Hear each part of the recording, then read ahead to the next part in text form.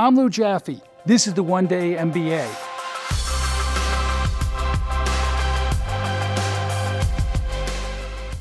Welcome back. I'm Lou Jaffe, and I am so excited to do this element because this is actually my favorite.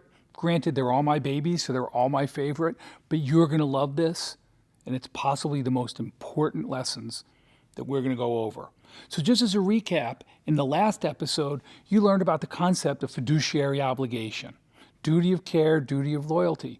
We talked about who you are, what you're willing to do to be successful, because it is so important for you to know who you are so you can leverage your skills and you can surround yourself with people that have different skills because you can create 1 + 1 = 3. So once again, we're going to go fast. We're going to have fun with this. But this, stop the tape right now. If you don't have a pen and paper, I want you to write these down because these 7 C's drive every single business and they're going to drive you. So the 7 C's, we're going to start off with cash. It's my favorite C. We all love cash. Cash is the lifeblood of an organization. If you think about an airplane, altitude and fuel is the cash. If you run out of altitude, bad things happen. If you run out of fuel shortly thereafter, you will run out of altitude. So cash, it is the lifeblood of an organization. But you can only spend $1 in one place. So you have to decide what's truly important, and that's where you make your investments, and those are the things you pay for.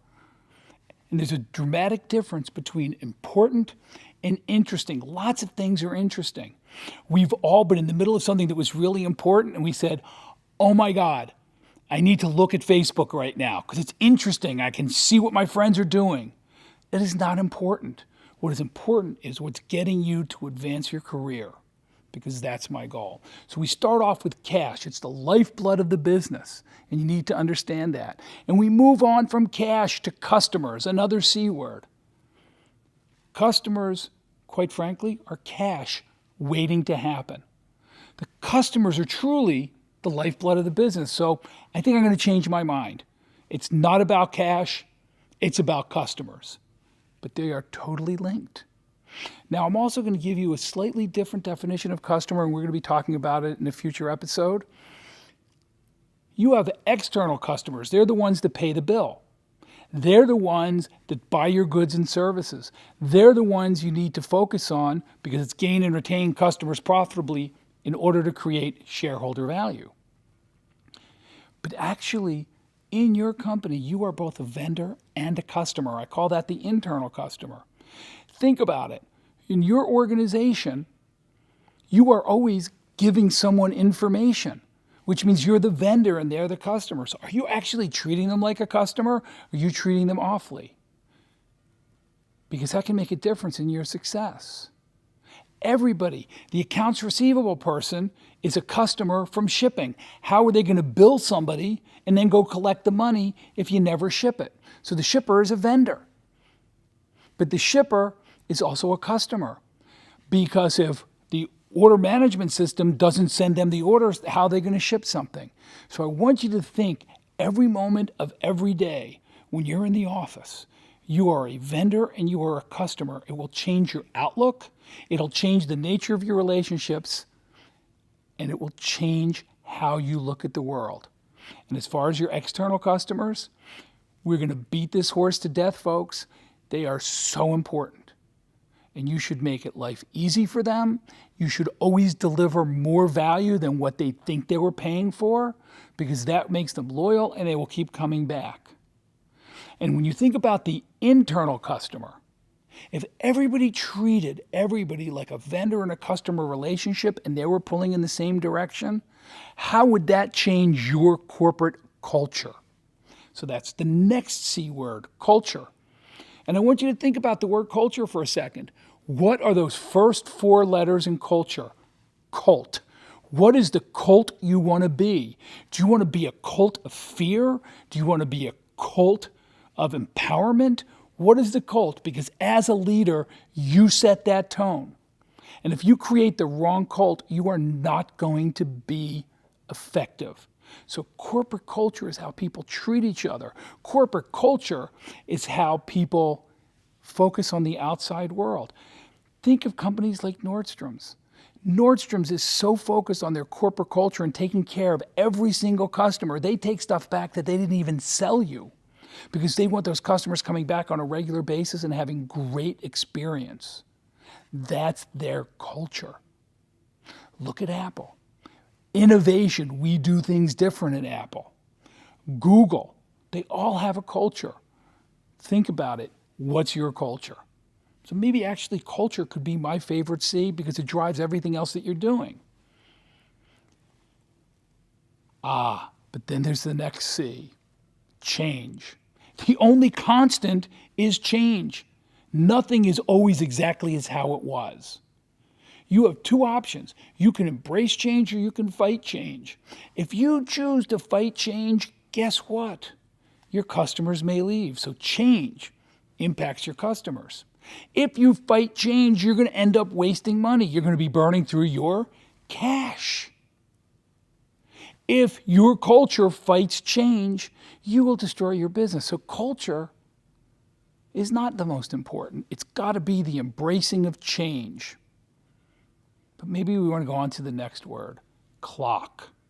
Now, this one's truly important. I know I've embraced all the other ones, folks, but let's think about clock. The most perishable asset you have is time. We only have this moment in time.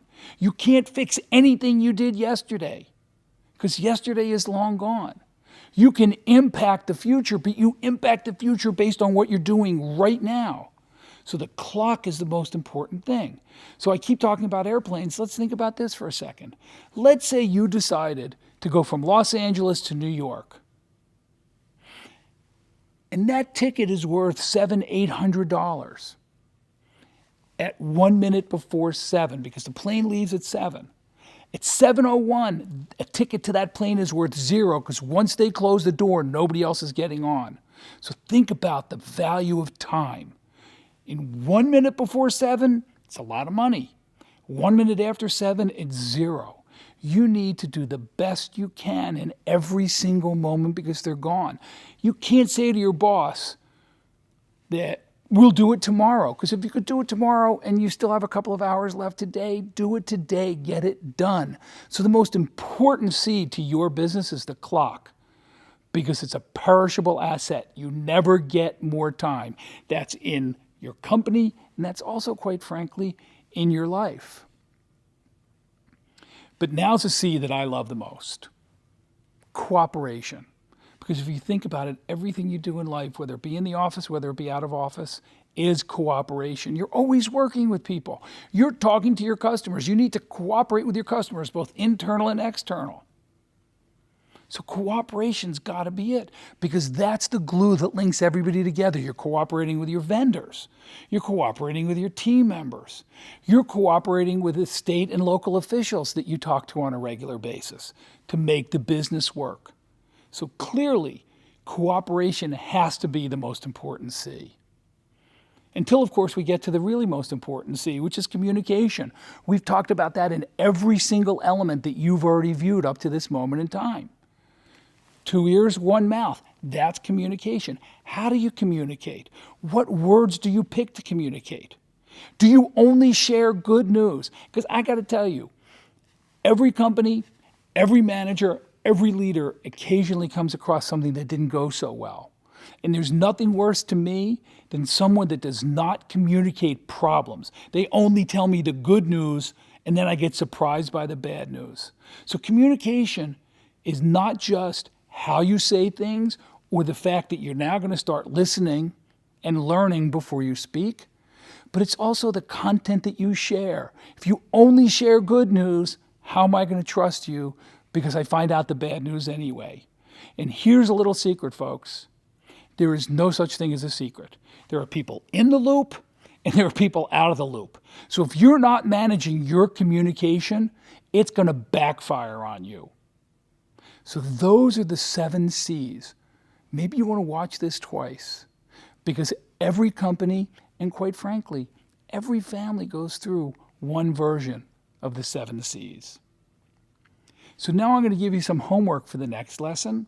Not only do I want you to review the C's, but I want you, after this and before the next class, go to Google and Google something called How Great Leaders Inspire Action. You can also Google the name Simon Sinek, S-E-N-I-K, and look for, it's about a 17-minute video. You can find it either on TED, you can find it on YouTube, it's everywhere. It was one of the best TED Talks ever given, and it's basically about the power of why. Because when we get to the next session, we're going to talk about why is so important. So once again, we just covered a lot of content. Manage your C's, know your C's, and notice that I said everyone was my favorite because everyone connects with another. If you're not communicating, you're not going to have customers. If you don't have customers, you're not going to have cash. If you don't have a strong corporate culture that's driving the business forward, you're going backwards.